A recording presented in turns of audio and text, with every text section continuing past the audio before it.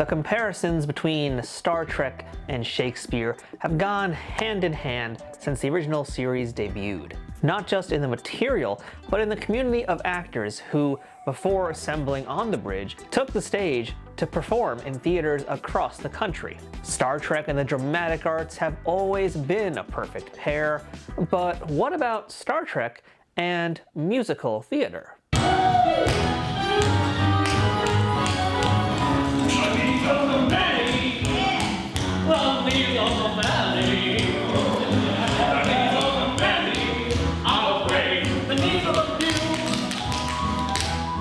Well, as it turns out, those two things go together a lot better than you may think. And there's really only one thing you could say about something as special as that. Spock, bop, loop, bop, spock, bam, boom. Well, maybe there's a few other things you could say besides that, but we'll get to that in a little bit. This week on Trek Untold, I'm bringing you behind the scenes of the hot new off-Broadway show that combines singing, dancing, drama, space chickens, and vengeance, because we are going backstage for the musical sensation simply titled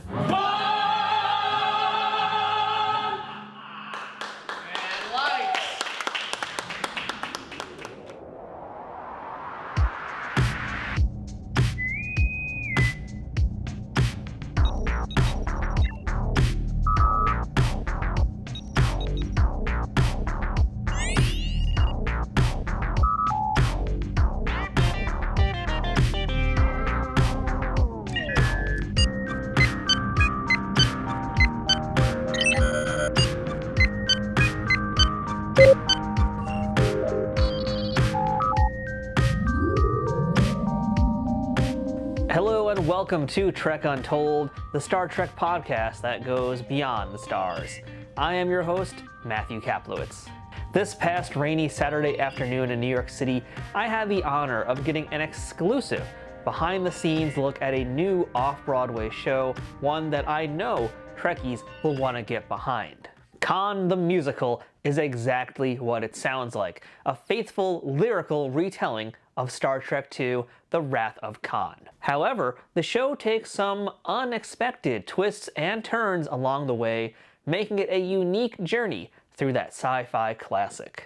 And in case you're wondering, yes, it is an unofficial parody, meaning Paramount has nothing to do with this production, but the humor is definitely Lower Decks quality, and as you're gonna find out today, the people behind this are serious Star Trek aficionados. So today on Trek Untold, it's call time for how an off-Broadway musical parody and homage to arguably the best Star Trek film ever goes from script to stage, with a rare peek behind the curtains as the performers and crew have less than 1 week until showtime to get ready.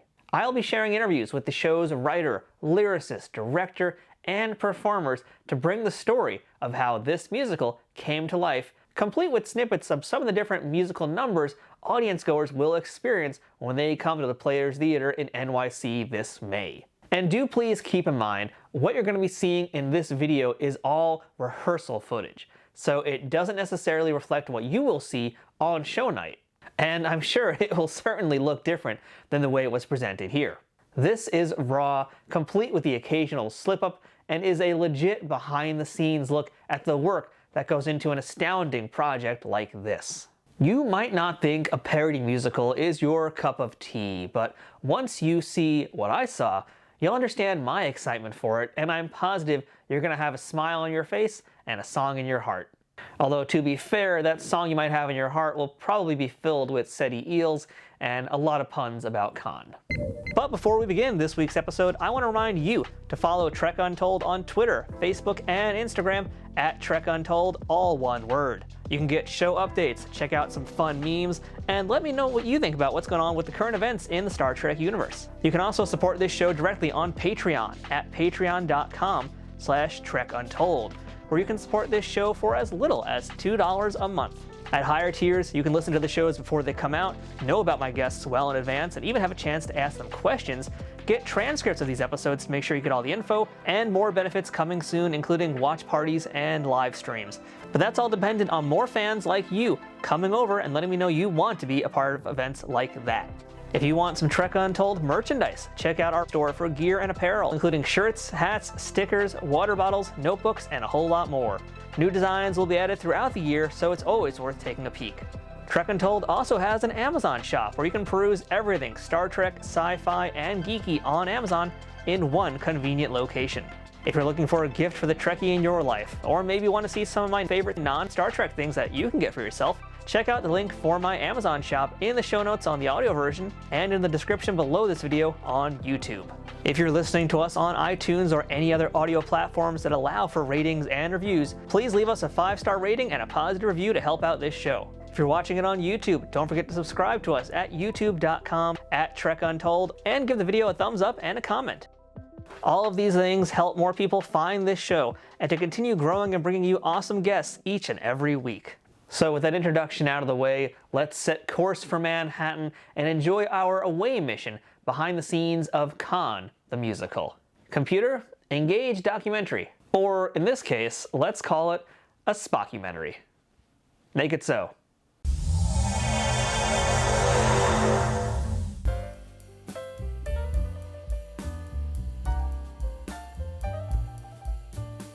Broadway is the mecca of theater in the United States, a place where some of the biggest shows step up and step out, competing to lay down the foundations for long-term success. Some will be celebrated and seen for years, others for mere weeks. But all will be remembered one way or another for playing on the Great White Way. Blocks away from Midtown, in the shadow of Broadway, a new performance is being workshopped with a debut date closing in on them. Aft thrusters, Mr. Sulu. Aft thrusters.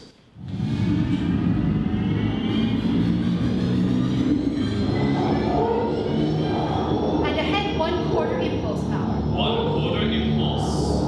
And away we go.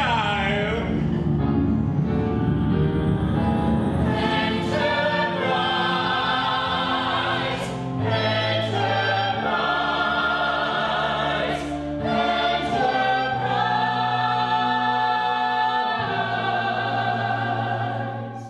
It's Saturday, April 29th, and I'm inside the rehearsal space for Khan the Musical. At this phase, it's typically a closed-doors affair when it comes to the public and press, since the crew haven't even worn their official costumes yet, let alone walked on the stage they're going to be performing on for the next 5 weeks. They're still figuring things out, but as an outsider, I can confidently say the show is in great shape, but you don't have to take my word for it. Now you guys at this point are less than a week away from showtime, so kind of set the stage for what I was looking at today. What did I watch today, and how are you feeling about where we are? You watched an amazing production. I performed something that's like 90% there. There's like still some tweaks, there's still some lines that need to be adjusted, but it is a point in the rehearsal process that I love, which is like it is basically a full production, but we're all wearing our normal clothes. So when I watch scenes where everyone's in their athletic outfits, I get to imagine it for myself, which I love that. I love that part. So are you ready for showtime on Thursday? No. And who was this performer I was speaking to? Hi, my name's Julian Manjerico. I play Data. I also play Joaquin, David, and Peter Preston, and a chicken, most importantly. Okay, wait a minute. Now, space chickens are one thing, but Data in The Wrath of Khan? Well, I think it's time we back it up a little bit, maybe about 15 years earlier to a rather unusual starting point. And a 1 to infinite. Let's begin another story on a shadowy sea, with a bulky beacon beckoning mysteriously. Take a journey to a wacky town and start to explore. Is it me, or have we sorta done this all before? That's Brent Black, aka Brentalfloss. He is a pioneer for YouTubers like me who rose to acclaim thanks to his brilliant song parodies of famous video game music. I've been enjoying his work for over a decade now, and his creative skill has never ceased to amaze me. He's also the head lyricist, composer, book writer, and creator of this musical. Brent, I have been following you since the days of Screw Attack, the early days of YouTube. In fact, I met you way back, I think it was maybe Comic-Con 2009 or 2010 here in New York, Oh, wow, on yeah. one of my other YouTube, my very first YouTube channel of 3, and somehow I convinced you to Dance Monkey Dance Me, and you sang like part of the Mike Tyson Punch-Out rap. Wow. So that's how far back I go. You must have had a lot of charisma, because I'm not always in the mood to, like, you know, be the jukebox guy, so you must just have something special. I gotta ask you for a big favor now. Do you mind singing the Punch-Out rap for me? It's my favorite song. I gotta hear it. Oh, I usually refuse to be anybody's monkey, but for you. You'll be my monkey? Big time. I'm Iron Mike and I'll knock you into space. I got more punch than Rihanna's face because I float like an inner tube and sting like a scorpion. I'll hit you so splendiferously, you'll need some morphine. Ask me if I like to eat meat. I am carnivorous. Don't believe the words that I say? Well, then consider this. I am ferocious. My word bank is copious. In fact, it's supercalifragilisticexpialidocious. I'm Kid Dynamite, always tripping fight or flight. Cover up your ears, baby. I might try a bite. You've done YouTube parodies for years. You've done video game song parodies. You've done a lot of pop culture parodies. But I looked on YouTube. I didn't see a lot of Star Trek stuff, except for like 2 little things. So what's up with that, Brent? Well, you hiding the Star Trek the love? thing is, like, when you know this probably better than me at this point, but when you're making online content, people really want you to be kind of really consistent in your formula, almost like a candy bar. You can picture the candy bar, you can picture what it tastes like, and if it's different for no reason, you don't like it, even though the person in this case isn't a candy bar, they're a person. So whenever I would make Star Trek stuff, it would just flop in terms of views, because it's like, people don't come to this store for Star Trek. It's kind of like I don't go to McDonald's to buy a toaster. I think that if my Star Trek stuff had gotten more traction, I would have done more, but there wasn't as much crossover at the time, and I wasn't able to cultivate that kind of audience then. But hopefully I'll be a little more crossover now with this show. If Star Trek has been this like hidden passion for you, how long have you been secretly, quietly toiling in the shadows working on Khan? 2015 was when I went to a strange dance show in Brooklyn. Aren't they all? Oh, yeah, well, I mean, they are all, but this was, let's just say, like, very indie, in a basement. Someone I had a crush on was in the show. I decided to go see it. And while that didn't work out, what did work out is that I started to zone out and kind of like, you ever just kind of like have one of those long kind of periods during a show or something where like you're not paying attention. And then when you come to, everything that's happening hits you at once. And there were these 2 spacesuit guys on stage, and I was like, oh my God, it's Chekhov and Terrell from The Wrath of Khan. And they're just like dancing and doing their thing. And I was like, wow, a Wrath of Khan musical would be exquisitely stupid, like so dumb, but like wonderfully dumb. My friend Alina Morgan, who actually was my co-writer on Brental Floss the Comic, just to tie that in, who also met me at Comic-Con in 2010, she co-conceived it by saying, hey, you should have Data make the holographic musical on the holodeck, and that's your premise to allow it to be a parody instead of it just being a parody. This will keep it almost in canon, where you could almost believe Data would do this and that the musical would be this kind of bad, but also this kind of good. Let's pull it back now to how this story left Dry Dock and went out to seek new frontiers with the help of this person. A mutual friend of Brent's and mine, who knew that we were both Star Trek fans, said, I have a friend who wrote a musical about the Wrath of Khan. And I thought, that's a terrible idea for a show. I want to read it. Meet John Lampe, the director of Khan the Musical. Prior to this project, Brent and John had never met before. But now, they're as inseparable as Kirk and Spock. I didn't know Brent's YouTube work very well. But once he sent me the original demos from the show and then sent me the script, I thought, yes, I absolutely want to meet this guy. He's a mad genius, but also I love this. You know, at that time, what I knew of him is he's kind of a director of, you know, indie stuff, like not like some famous guy, but I was like, you know, let's have a Zoom meeting. And the background of his Zoom call was the Enterprise. And he was like, you're going to have to believe me, this wasn't for you. And I'm like, okay, and now I actually believe that. I realized that a year ago was the first emails that Brent and I exchanged. It was April 28th, 2022, in which he sent me the materials, so like the demos and the draft of the show as it was then, with the idea of we're going to do a reading in November. And that was all I was signed on for, with the hope that like, oh God, I hope they like what I do, and I get to stick around for the production that we're doing now. It wasn't that he was a dyed-in-the-wool encyclopedic Trekkie. It's that he was a theater person who understood and appreciated Trek enough to know how to transform it, how to play with it. Because You know, if you've got somebody that's one of those just absolute encyclopedic color inside the lines Trekkies, they're probably not ideal to be a creative collaborator on this show because they're going to want it to be just like the movie. The early drafts of this show were much more like the movie, and they didn't really work because of what we talked about. Structurally, and even in terms of the vibe, if you do a movie on stage, you may as well just done the movie. Brent has been working on this 8 years. I'm in it for 1 now. So I've got 1/8 of his tenure on this show. Luckily, I came into this with Brent having done a lot of that foundational work already. But working with Brent has been it's been awesome in a lot of ways.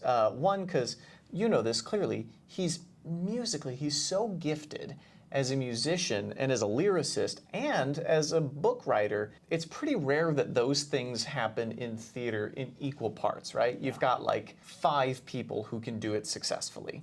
And Brent is one of them. For me, kind of the lucky thing was, I think if I had known the Brental Floss brand better before getting involved in this, I would have been freaked out, right? Because I wouldn't have known, or I would have been intimidated, I think. But what's funny is, and I guess this speaks to algorithms and how Spotify works, I'm a big novelty music person. Grew up on Dr. Demento. In fact, was probably first introduced to Star Trek from the Firm's Star Trekkin' on a Dr. Demento CD. So I had heard Brental Floss songs prior to even knowing who he was. And then I, kind of in doing my due diligence and looking this guy up, was like, oh, wait, I know who this guy is. Brental Floss has like 13 or something years of YouTube history to just dig back through. So once I was signed on and got to work with Brent, that's when I could kind of dig back in and go, okay, so his pastiche of Hyperchannel Rag is maybe kind of similar to the pastiche of the DK rap, or whatever the case may be. But luckily, getting to work with him in the room we're very simpatico in terms of what we think the show should be. So it's great. I always say the best idea wins. So if we're watching something and I can turn to him and say, is this what you wanted? And he says, no, actually, there's no ego about it, and we can adjust it. But also, if he comes up with an idea for something, or I come up with an idea for something, and it works better than what we have, that's what we go with. Back at the rehearsal, things are heating up as Khan has just made his way into the show, and I was treated to another toe-tapping hit. Let's check it out. They say you never see the bullet that kills you. Well, take a good look, Admiral. What do we do, sir? Sir? Admiral. Damn! I used to live for a moment like this, to face the abyss and give it a kiss. When the heat of pan makes you perspire, there's no way out but into the fire. Still, and at least you want. No doubt, impossible odds. You're gonna turn my sleeve, I do it again. But that was all back then. Now you're old. But have I still got magic today? Still got it, you still got it. Or have I simply lost it away? Still got it, you still got it. I have the heart strike, who else has my cloud? Sure, I feel that. He's coming about. Now we're gonna find out. Tonight comes the repo one last time. And I pull up that one, catch me crying. Still my teeth pull tight again. And I still got the magic I had back then. And you still got the magic that you had. I say, Tom, if it's me you want, take me, kill me, I don't care, but spare my crew, it's only fair. No tricks. Tricks? Tricks? Shut up, no tricks. Ha, ha, ha, ha. I'll beam aboard, but only me. As for my crew, you'll legally deal.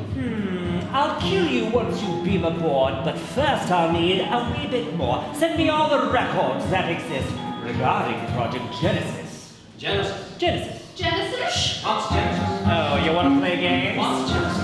Oh, come now, James. What's Genesis? Shall I fire again? Oh, Genesis. Well, let's find it. My name is Shyborn Terragunsitant. I'm playing Admiral James T. Kirk.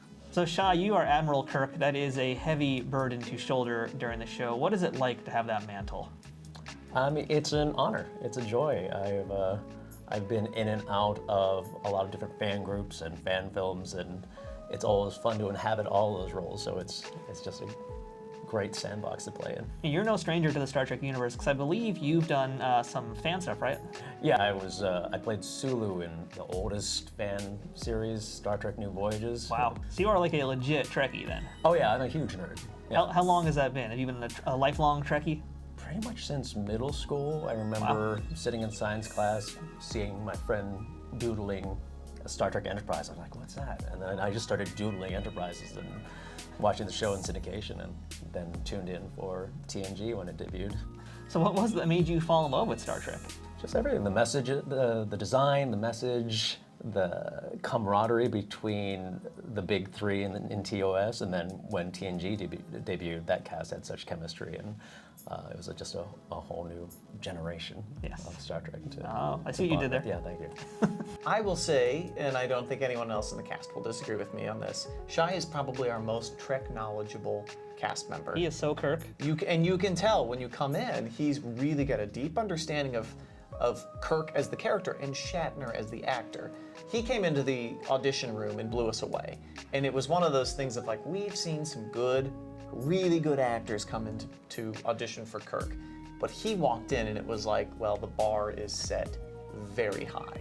I actually wasn't even looking to audition for anything. I was looking for shows to go see on my birthday, and Playbill.com has a job section, so I just randomly clicked on it, and the audition came up, and it was that weekend, so I sent in my tape, along with some other Star Trek content that I have, and they called me in, and I came in for the callback, and they cast me. I thought I was a Trekkie, and I can do a pretty good Shatner, but I can do a Shatner like in a voiceover way. He just full body has it. Not only does he come in with all this Trek knowledge, it's saying he dances even better than we allow him to do in this show. So Shai was a home run. What if I don't have it anymore? What if I can't hack it? What if I fail? What if I get out there and everybody thinks, oh, look at him, he's such a loser, he's slow, he's dusty, he's a has-been, and I press the wrong button and order a cappuccino instead of activating an intercom, and I trip, and everyone points and laughs, and my pants fall down, and my girls just like, oh. I mean, I gotta tell you, Shai, like watching you perform today, like you exude Kirk energy. Oh, thank you. You absolutely do. And like the crazy thing is, it's like you're not trying to be William Shatner, but there's a little bit of Shatner in there. But you're totally doing your own direction, and it's amazing. I'm trying to do that balance. I mean, doing Shatner is fun. I think Shatner is like a tremendously underrated actor, especially quiet Shatner. It's very underrated. So I like playing with those rhythms as much as I can. I can tell that you are like a lifelong fan, because I see like little mannerisms, even though you furrow your brow. There's like all these little things there. So I don't know if it's intentional or not, but they're in there. They're hiding. A lot of them are intentional. There's a lot of little references to TOS and episodes and movements that appear in old original series shows. I mean, I have to ask, is this like the costume that they give you, or is this what you No, have this at is home? mine. This is the kind of nerd yours. I am. I'm that sort of actor where I like to have the costume pieces ahead of time to sort of get a feel for the character. I mean, you absolutely rock it. You look Starfleet material. Oh, thank you. Shai is the epitome of what I think of when I think about Trekkies, and it's quite a feat to gather creative minds like Brent and like John, combining forces to make this kind of magic happen. But I bet you're still wondering, how the heck does Data really fit into all of this? The answer is a little more complex than what Brent led us to believe. When we come back from the break, we'll talk to some other members of the cast, learn what the story actually is, discover how musicals belong in a Star Trek stage show, and listen to more showstoppers from Khan the Musical. Stick around. Trek Untold will return momentarily. Trek Untold is sponsored by Triple Fiction Productions. Celebrating 15 years in business in 2023, TFP creates 3D printed Star Trek and sci-fi inspired items that fit into any collection. Whether you're a cosplayer who wants a Starfleet phaser, a Bajoran tricorder, or a Klingon dagger, or a toy collector looking for that special accessory or diorama to make your figures truly stand out, Triple Fiction Productions has exactly what you need. And for you figure fanatics, that includes products that are the perfect size for Galoob, Mego, Playmates, and everything in between. All products are 3D printed in the US, with new designs constantly being updated on their website. Repeat customers can sign up for TFP's loyalty program for free, where the more you order, the more discounts you receive. TFP also has a pay what you want section, where clearance or misprinted items are available at a discounted price. Best of all, every product can be shipped worldwide. As a special bonus for listeners of this show, Trek Untold has a special discount code just for you. Enter UNTOLD10 at checkout for 10% off of all orders with no minimum purchase required. That's 10% off using UNTOLD10. To see all of their products, head to triple-fictionproductions.net. Or to stay up to date on their newest products, find them on Twitter, Facebook, and Instagram. Triple Fiction Productions, where something is only impossible until it happens. Hey everyone, Matthew from Trek Untold here, and I want to tell you about a big Star Trek event happening in May in New York City. Trek Long Island is kicking off in Hauppauge, Long Island for the weekend of May 20th and 21st. This is a show for fans, made by fans. They've got celebrities, scientists, podcasters, and so much more jam-packed in 2 days of out-of-this-world fun. Trek Long Island has a phenomenal guest list, including some rare gems that scarcely do public appearances. They have guests from Star Trek Discovery, like the amazing Doug Jones, Oded Fehr, and David Ajala. Star Trek Picard's Avon Evagora and Isa Briones, Strange New Worlds' Bruce Horak, and many more from modern Trek shows. But don't worry, they've also got guests from the original series movies and episodes, such as Robin Curtis and Barbara Luna, as well as J.G. Hertzler from DS9. Plus, a host of behind-the-scenes contributors will be appearing virtually, including Michael Westmore, Doug Drexler, the Okudas, and an in-person appearance by composer and sound designer Alan Howarth. There's going to be panels with Star Trek authors and historians, scientists breaking down the science of Star Trek, visual effects artists explaining how the magic gets made, and so much more, in addition to panels from fans like you. Trek Long Island has something for everyone, and that includes all ages, as there will be children's entertainment and activities, and evening cabarets and late-night comedy for the adults. This event is going to be 2 Trek-filled days you do not want to miss. So prepare your away team for May 20th and May 21st for New York's best new fan-run Trek convention, Trek Long Island.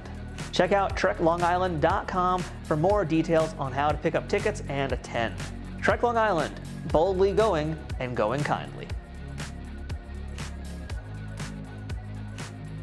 We now return to Trek Untold.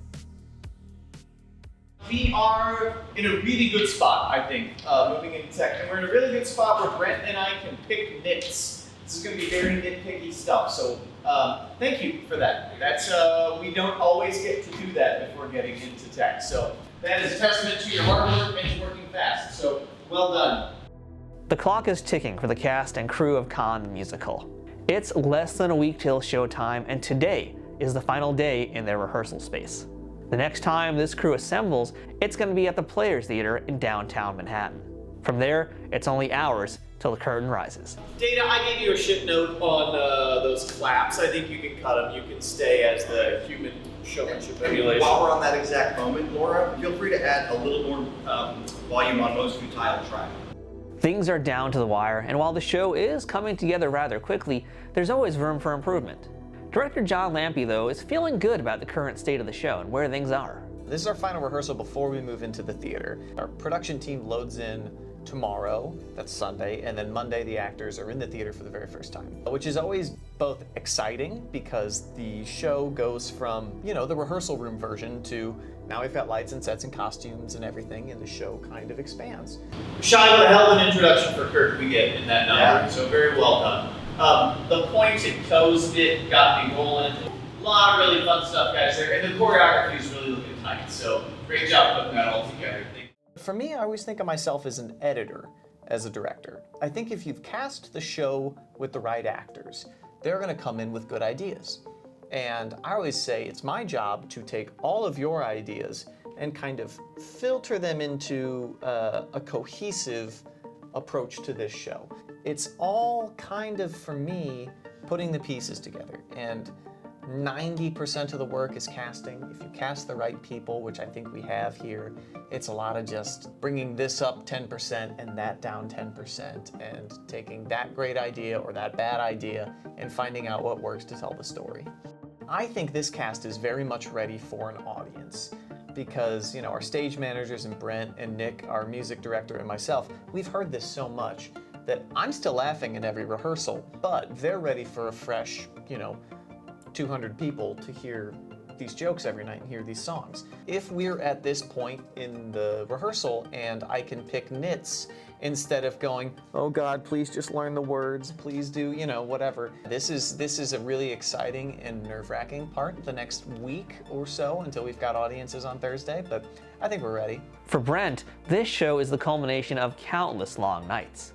His experience on the road to the finish line seemed almost detached or maybe compartmentalized because really, he's been raising this creative child for so long that it's hard to think of a life without it. So this show is literally nearly a decade of your life. Mm-hmm. What is it like for you now to just watch this all come together? And we are a week away from showtime, so where's your head at and how are you feeling about it and how surreal is this? It's actually the opposite of surreal. It's very real. It's like years of thinking, how could it be and what could it be? And it's like the practical things we're solving right now are just what's in front of us. It's just what we got to do. The weirdest thing is how, from one year to the next, let's blow this up into like world history. Since that time, we've had Trump, we've had Me Too, we've had COVID. Nobody's the same after all those things.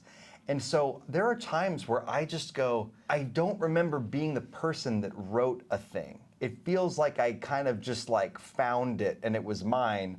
Like suddenly I stole it or something. But really, I stole it from an earlier version of myself who worked very hard to write it.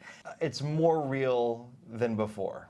Unlike a movie, it's never done. And that's one of the things that kind of sucks about musicals, and it's one of the best things about them at the same time. It's a living art form. Right. It needs to be done again and again and again. But if you go, this has been done for years and I've been licensing this version, but I have a better idea for a song, you can do that. It's like plants the seed for people to know about it so that it won't be just here, but like I have friends in Norway that are like, we want to help you translate this. I think this could be done in Germany. I think this could be done in South Korea, which has a surprisingly big explosion of musical theater in the last decade or so. This is in a modest and not glamorous or lavish way, the real thing. And if we can nail this one, the prototype is set and it can move forward in so many cool ways. So what can you expect to see on opening night? Well, here's the story to get you hyped as told by the cast and the crew. Data in the 24th century is trying to get in contact with his humanity by exploring forms of theater, as he does on the show, but in this case it's musical theater. It's a way to maybe explore the human condition a little bit, and of course Captain Picard, we know he loves Shakespeare. So he's written a historical musical based on the events of Wrath of Khan. He's trying it out, the first draft, for an artificially intelligent audience program, which is if you buy a ticket, you are one of those people in the artificially intelligent audience program. Ah, okay, so that's how Data fits into the Wrath of Khan. We'll get more on that a little bit later, but let's not jump too far ahead since we're clearly going to be breaking up the space-time continuum a lot today. So as the show goes along, he learns more and more about how to write a musical, but starts to make some connections of like, Kirk is kind of an actor in his way, and when he yelled Khan, why did he do that? And maybe everyone's kind of an actor, and so it's like Data does have a little Data episode that is itself a framing device, but the plot of Khan the musical is pretty close to the Wrath of Khan. The difference is that Data has sort of algorithmically synthesized all of these characters into tropes without realizing that he's made them into tropes. So like Khan is not really Ricardo Montalban, he's not really Benedict Cumberbatch, he's almost closer to like a Frankenfurter from Rocky Horror, mix in a little bit of Scar from The Lion King, maybe a little bit of the Joker from Batman, but it's almost like we took the essence of what Khan does in the story and pulled it into musical theater. And that right there is the key to understanding Khan the musical. It's not merely just a retelling of the movie that we all love and know. The show is a parody of Star Trek while also being a parody of Broadway itself. But according to show creator Brent Black, it's unfair to call it a parody of those two things because at its core, it's truly a loving homage done through song and dance. Parody and homage when it comes to musical theater have to be linked because it's music emulation. And so if you want to make good music that's trying to parody something else, it's almost impossible to do that without it being homage, unless what you're saying is that that music is bad. And none of the music I'm parodying is music I think is bad, so it's all kind of a marble cake of both. Is that the best you've got? You think you're so tough? Or do your own dirty work for a change, my friend? Or are you not man enough? After all this time, you retreat and disappear. If you want true revenge, you'll have to come down here. Ah, the sands of time, they don't reward the bold. As Klingons say, revenge, kapla, kapla, kapla, best of cold. Enjoy your stay, now I'll say my toodaloo. You'll ache and wail and starve just as my people had to do. Buried alive, buried alive. The musical theater references are, A, they're just fun for me and for musical theater fans, especially the ones that aren't Trekkies, who it gives them some red meat when they come see the show. But also, it's within the premise of the show. Data, to prepare to write this musical, watches like 1,000 hours. He's the bot that we forced to watch 1,000 hours. Someone had to do it. Yeah, of musical theater, but like ancient 20th and 21st century musical theater. So he doesn't realize he's regurgitating not only character tropes, but songs we've heard in transmogrified forms.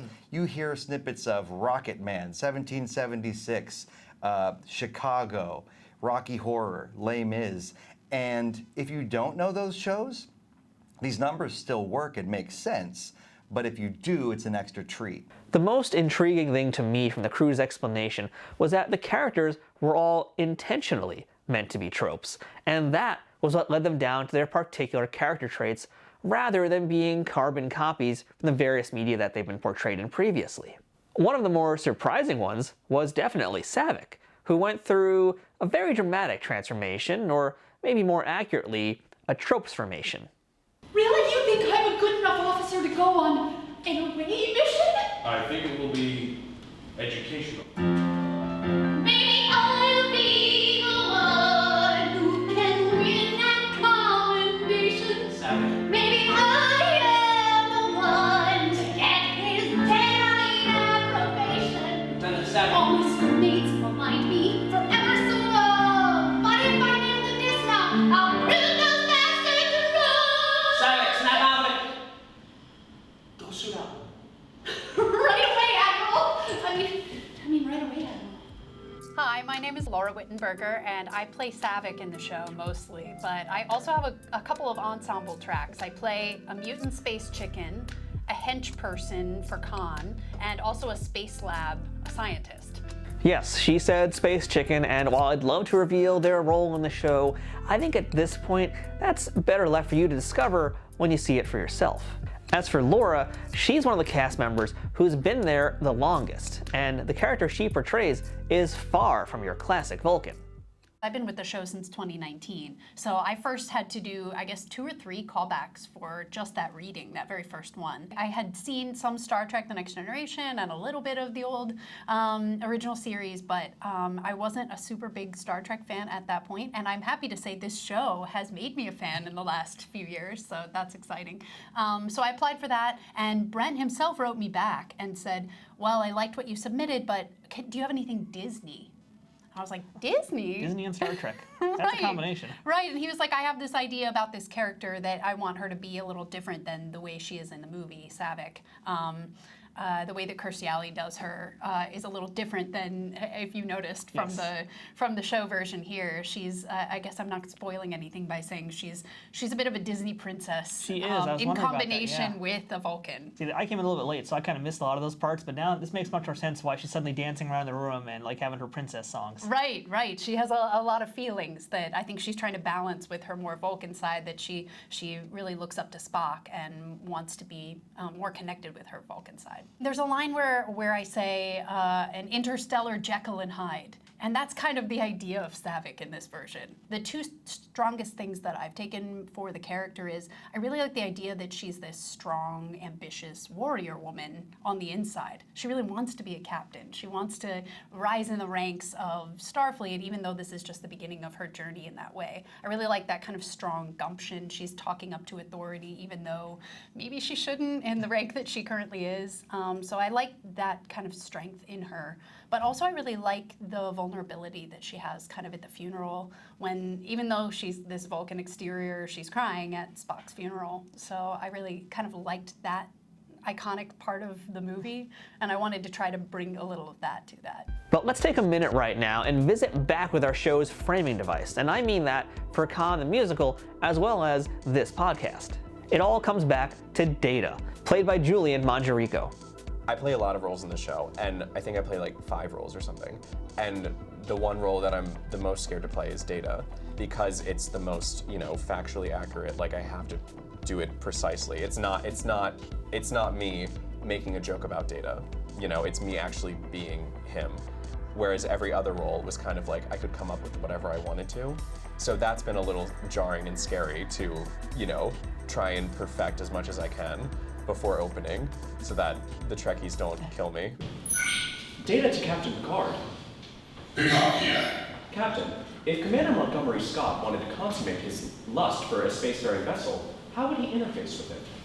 I suppose I knew this day would come. Data, Mr. Scott was a very special man, but there's a reason the Federation made it illegal to marry a starship.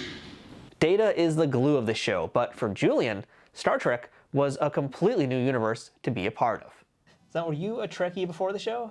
Not at all. No, so have you become one is the important question. Yes, which is great. What if I said no? I think I'd be very angry right now. Yeah, absolutely. No, I think that's it's one of my favorite things about acting is that I dive into a world, every play or film or anything. Most recently I did a movie where I played a professional clown who gets beat up by Tom Hanks, which is crazy. You were in My Name is Otto, right? Yeah, amazing. And I just dove into the world of clowning and what each kind of face paint means and how to clown, what those rules are in the world. So it was really cool to learn a new skill. And coming into this, I was like, I have no idea about anything about Star Trek. My mom always had it on, but I always walked away because it looked boring and fuzzy, like vintage. And you look boring, Julian. Yeah, I know. But it was so old, and I was like, I was like a preteen, so I didn't know anything. And I was like, oh, what's that? So it's been really cool to dive into this world of Khan and Star Trek and get to learn why people are so obsessed with it. Because I feel that now. Data is the play within the play, and that also means Data does double duty, filling in for the roles of several other characters. Some you're familiar with, like Khan's second-in-command Joaquin, and others who you didn't quite get to spend as much time with in the original movie, such as Scotty's ill-fated nephew, Peter Preston. Captain Spock, we are clear for departure. Can I stay up here and watch the launch, Uncle? I mean, Commander? Uncle? All right. But once we jump to warp, you go right back to your post and stay there, no matter what. Cross me out and hope to die. So let's spend some time actually talking a little bit about Preston, because that's a character who you don't really get to spend a lot of time with in Wrath of Khan, and also a little bit with Joaquin, because again, Joaquin and Khan, they're not quite what we are used to seeing. Yeah. Both characters, Brent, who wrote the book, he was great in the character descriptions of them, because for Peter Preston, essentially, he said it's basically just a Tiny Tim, put up to 11. So it's been really cool to explore that character, because when I watched Khan, I was waiting for Peter Preston to show up, because I was like, okay, it's this British guy that's like a Tiny Tim. And there's 5 seconds of him max on screen. Here's a dead carcass, there you go. Yeah, exactly. So I was like, oh. But then I was like, oh. But then I realized I could do so much with it. So I was like, oh, okay, cool, great. So let's see what happens with that. And then Joaquin, it's funny, in the character description, it was Khan's sniveling sidekick. And he does a lot of, in the script, he does a lot of British kind of things. So, and we've talked about it, and the way Brent kind of formulated the character was he wanted him to be kind of like British, like a sniveling like person on the side. But the first choice I had when in the first read through was like, oh, this is a guy, and I was like, let's go with that. Let's see what that does. You've won this round, Kirk, but rest assured, no matter where you go, I will find you. End communication. Might I have your permission to speak freely, oh Lord, oh Mighty Nine? Mighty Nine? Just spit it out. After all those years of being trapped in a barren wasteland, we now have a starship. Once we repair it, we can go anywhere and do anything. We could even start a bowling league. I don't know. That was before, and as Klingons say, kapla kapla, kapla kapla. I will say, like, as an audience member watching the rehearsals today, it's like, it's fun seeing you go from Data to then suddenly becoming Preston or becoming Joaquin. You know, like, it's a lot of fun seeing all these different transformations. I mean, what's it like for you to be able to kind of, you know, at the start of the show, you're this stiff, rigid android, but as it goes on, you are many different characters with a lot of different physicalities, let's say. Yeah. I think I've realized how important it is that one can't go without the other. You know, like Data, I have to be so rigid and formal and, you know, take the audience through the journey, and that makes my crazy characters that much funnier. And I will be, opening night, I will be like painted, and I have like green contacts, and my hair is gonna be, so I'm very excited to see that. It'll be a very cool moment. I'm so sorry for the costume changes you're gonna have to go through. Oh my god, I know. It's gonna be so, hopefully there's AC in the Players Theater. Spoilers, no. Yeah, God. Sadly, I didn't have a chance to talk to every performer and crew member working on this show. And we've already met Shai, Laura, and Julian, so let's spend some time getting to know a few of the other cast members, including Khan himself, played by Zachary Kropp. Kirk tasks me, and I shall have him.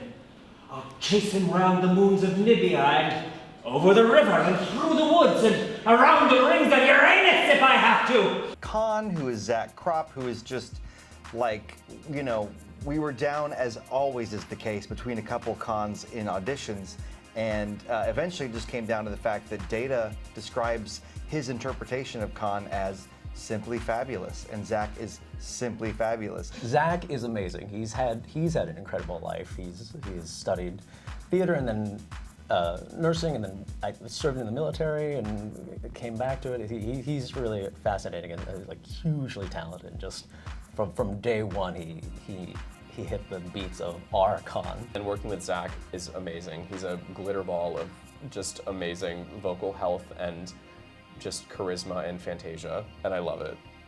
It's really cool to like work with both of them because it's such different worlds with both of them, but that's why, you know, I love this show. As usual, Master, yours is the superior intellect.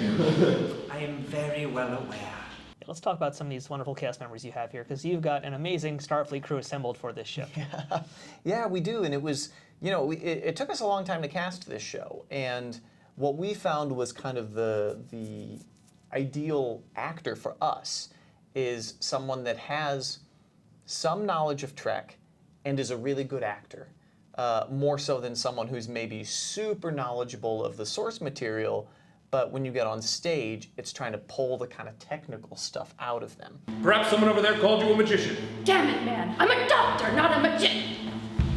Lindsay, who plays Bones and Scotty, is such a, you know, you see this tall, beautiful, red-headed woman, and there's no part of you that goes, oh, well, that's DeForest Kelley, right? But she can, she's able to kind of turn that voice on and that persona, and then she gets out of the room, and she's just a totally different person. Max, who is our Spock, has really been able to kind of find to me, I have always been, I'm a TOS kid. I grew up on TOS. This is my bread and butter. And Spock is always the one, like he was my guy. And I think Max is able to really get at the heart of what makes Spock special. And Spock is the heart of Wrath of Khan in a lot of ways, right? Obviously, I'm guessing if you're watching this, you know the ending of the film. Spoiler alert. Yeah, but Spock's choices and Spock's sacrifice, like that's it's heart-wrenching, and I think what Max is able to do, particularly in that scene and in a lot of other scenes prior to that, is give us a real fleshed out Spock who isn't a Nimoy impression. A 5, 6, 7, 8. Just take command. I'm not gonna bend. Jim, my captain, and Charles, your friend. And as your friend, I have a thought. You're captain to the core, and I am not. So take command. It's the only logical thing to do. The needs of the many outweigh the needs of the few. Max is an amazing Spock and totally understands the assignment. He would make Nimoy proud with his portrayal of balancing a controlled Vulcan mind with spectacular song and dance ability that somehow still makes sense for this science officer to do. Lindsay Emmy Newton was a lot of fun as Bones, and Scotty, a very tough range to play, but one she has nailed at this point. Clayton Matthews brought mountains of charisma to his unforgettable performance as Sulu and Chekhov. And last but certainly not least, Crystal Marie Stewart was a perfect Uhura and Carol Marcus, bringing a lot of energy to both roles. I also heard in the download that she is a huge Trekkie, which makes me even more disappointed I didn't get to chat with her this time around, but to be fair, she was a bit preoccupied.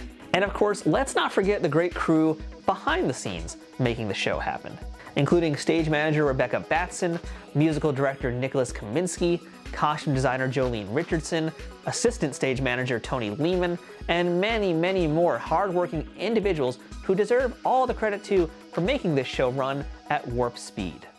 I'll admit, it's not easy wrapping everyone's head around the idea of taking Star Trek and turning it into a musical. Well, I have to tell you, it works exceptionally well, in no small part due to the years of Brent toiling on this project. Over the course of nearly a decade, Brent took two very different forms of storytelling and distilled it into one very special work of art that stands on its own merits. So you're basically transitioning a sci-fi movie into a Broadway musical. Right. So different formulas you got to play with. Yeah. So how does that all get put together? Because that's a pretty big transition to happen. Right, and you know, it requires a lot of transformation and warping. No pun intended. Oh, you. But like small moments in the movie that have big consequences sometimes have to become a song that's twice as long as that moment in the movie. The thing is, you can make a musical that doesn't follow the formula of good musicals from the past, and just like a movie, if you make a movie that's really structurally singular and unusual, it might be great, or it might feel a little long, a little short, a little wrong.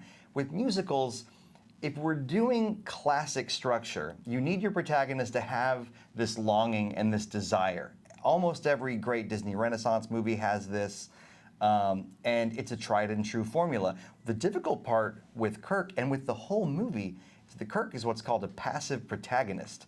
Everything in the movie kind of happens to him and he reacts to it. In a way, it's almost like Khan is the momentum protagonist and Kirk is the our favorite guy protagonist. It was a lot of figuring out how to tarp the moments in the movie into musical theater structure. And a lot of times things that don't work in musical theater, it's not because they don't work in that scene, it's because you started screwing up 3 scenes ago and you haven't recovered. So I hope that gave you some insight into just kind of how that transformation from movie to musical works. But what about the people who don't know Star Trek? Well, yes, they do exist out there, and conversely, what about the people who like Star Trek but might not be a fan of musicals? The good news is this show is catered towards all audiences. As Brent and John explained, and being in the room seeing the show up close and personal, I can absolutely confirm that sentiment. This is a show that is not just for Trekkies, and it's not just for musical theater people. It's for both and for neither, because a good musical doesn't require you to like musicals and doesn't require you to know the characters. How many movies do you go see where you don't know the characters till you watch the movie? Most of them. It's their job to introduce you to the characters. So I built that in. And kind of the reason why this works is I think in the Venn diagram of like Trekkies and musical theater people, that center part of the Venn diagram is probably pretty big, right? There's a lot of people with at least a little knowledge And you don't have to have an encyclopedic knowledge of TOS or the films or TNG to really understand it, right? But like you said, if you do, we have a couple of bits that kind of throw some red meat to the audience. But again, if you don't know what that is, it's not like you're going to miss out on the story. It's a type of musical that has so many references to other musicals that everyone can enjoy. So even if you don't know Star Trek, you can easily, quickly jump into the world because of the musical's songs based on so many other musicals in the, the canon of what's on Broadway.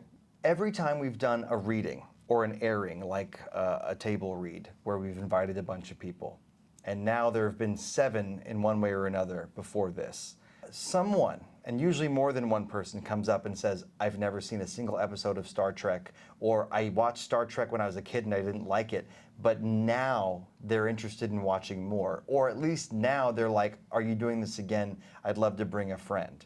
That's kind of a flex, but after 8 years, I have the data, no pun intended. So it's not that it's just for this niche or just for that niche. If you like funny theater, or you just like having a good time, this will find you. And so it is to say, don't think that you can't bring your square grandma. Don't think that you can't bring your partner who doesn't like sci-fi and never likes stuff you like. It's designed to be a good time no matter what your background is, and with bonus elements if you are a Trekkie and or a musical theater person. If you ask any member of the cast and crew, they will all have their own unique answers for what their favorite number is from the show. For Laura, who's seen this musical go through so many changes during her tenure in Con since 2019, it's one of the newer songs recently added to the book that has her most excited. So you've been there since the very earliest iterations of the show. How has it changed? How has it evolved to where we are today?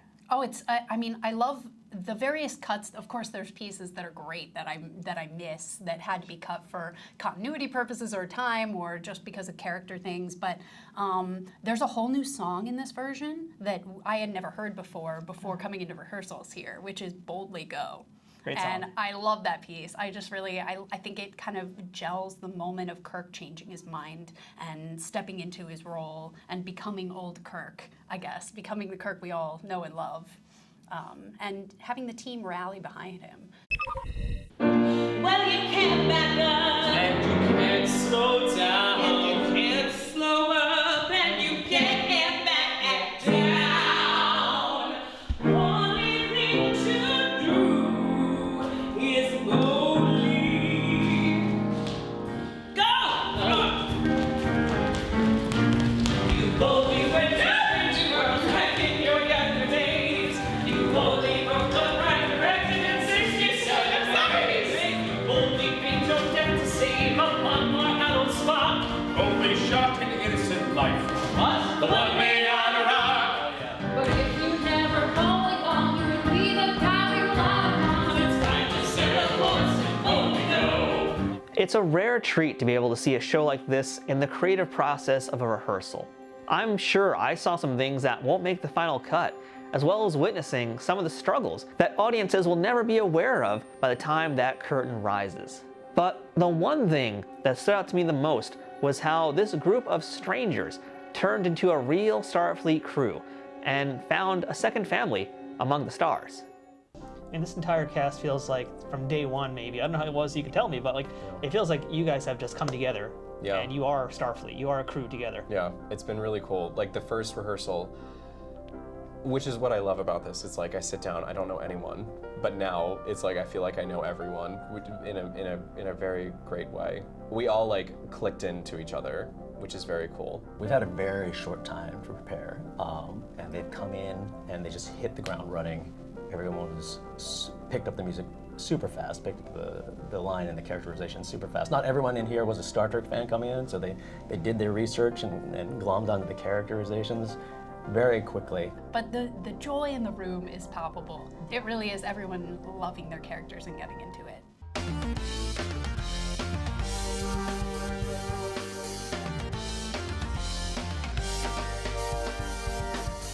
I felt very privileged that I had this opportunity to watch Con just days before the public could, and now I think I'm even more excited to see the final version as soon as I can. You can feel the passion and enthusiasm from every member of this show, as I chatted with many of them hours after a grueling rehearsal session. The big question is, why should you come out and see Khan the Musical?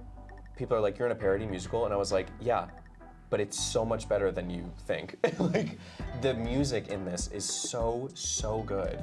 It's some of the best music I've ever heard. Seriously, like, amazing. This show is created and performed by people who love Star Trek.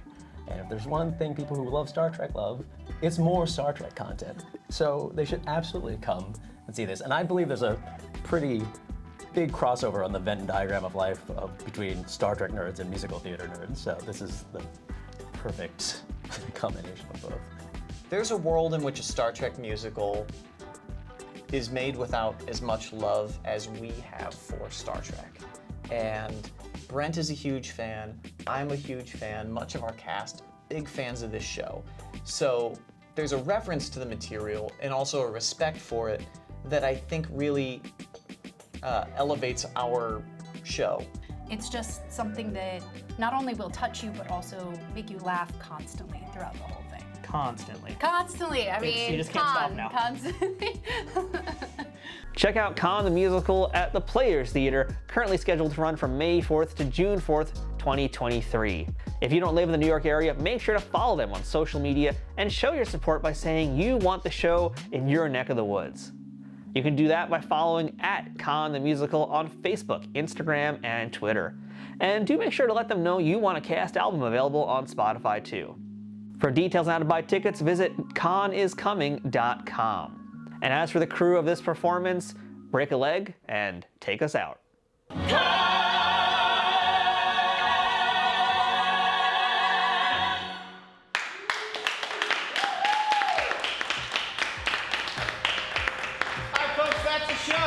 That's it for this week's episode of Trek Untold. Until next time, don't forget to follow us on Twitter, Instagram, and Facebook @Trek Untold, all one word. If you'd like to directly support this podcast, please consider becoming a Patreon supporter over on patreon.com/TrekUntold, which gives you access to some great perks that can't be beat.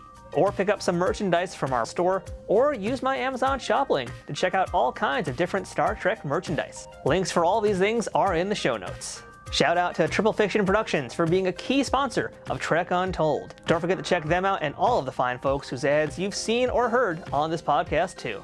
If you have any questions, feedback, or comments for the show, or would like to suggest a guest or discuss sponsorship options for any of these episodes in the future, send me a message at trekuntold@gmail.com. I hope to see you here again as we uncover more untold stories from Star Trek and beyond, and get to know even more amazing people who have contributed to this ever-expanding universe. Until next time, I'm Matthew Kaplowitz, and remember, fortune favors the bold. Trek Untold is sponsored by TrekSphere.com, promoting fan-produced Star Trek content in all forms, is powered by the RageWorks podcasting network, and is affiliated with Nerd News Today.